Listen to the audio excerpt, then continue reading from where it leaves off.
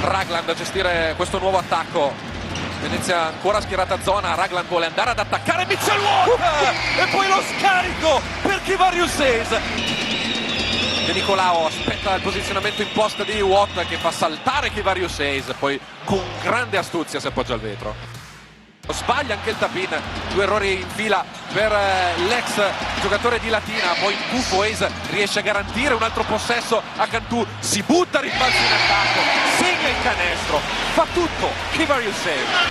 Rimbalzo di Procida sull'errore da fuori di Venezia, dentro il pallone a Burnell che vuole attaccare contro Bramos, ancora una volta guadagna il cuore dell'area, poi scarica per Kivarius Hayes, un'altra schiacciata dell'uomo da Florida e fanno 8 punti per lui. Vuole attaccare per la terza volta di fila in post basso, questa volta però su di lui c'è Day che lo consiglia di tornare fuori. Hayes in angolo, Procida con un altro tiro da 3 punti, seconda bomba tentata, seconda bomba segnata, con una rimessa effettuata già da Julian Stone.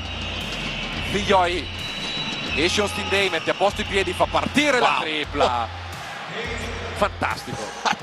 Che esecuzione. Bramos in angolo proprio per l'ex giocatore di Pesaro e Galatasaray, su di lui c'è Cameron Young, scarico per Bramos che deve prendere una tripla impiccata, ma non esiste tiro impiccato per Michael Bramos. Bramos per De Nicolao, ancora per Bramos che si crea lo spazio per il tiro da 3 punti e allora Venezia, che era scivolata sotto anche di 11, ritrova la parità con la tripla del greco del Michigan. De Nicolao già 6 i suoi assist in questa partita, prova a costruire il 7° per Mazzola e grazie all'ex giocatore di Torino e Virtus Bologna lo trova.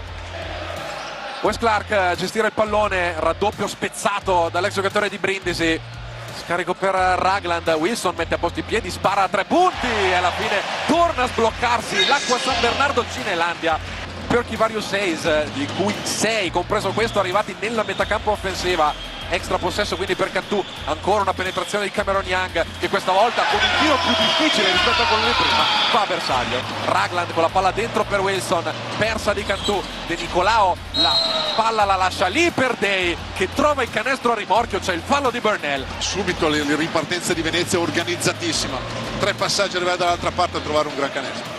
E Venezia che era riuscita a trovare solo 5 punti in contropiede nei primi 3 quarti, poi ne trova 4 in fila. Vola, rimbalzo Jeremy Chapel che mette il gomito oltre i 3,05 del ferro, poi fa tutto da solo, arriva dall'altra parte, evita l'intervento del miglior stoppatore della Serie A, fa tutto Jeremy Chapel.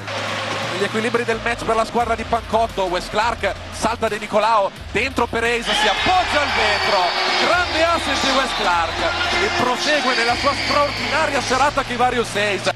Adesso Venezia ha un margine d'errore ridottissimo, tripla di De Nicolao che gira sul ferro, rimbalzo di Jeremiah Wilson e allora finisce qui, Cantù batte i campioni d'Italia in carica.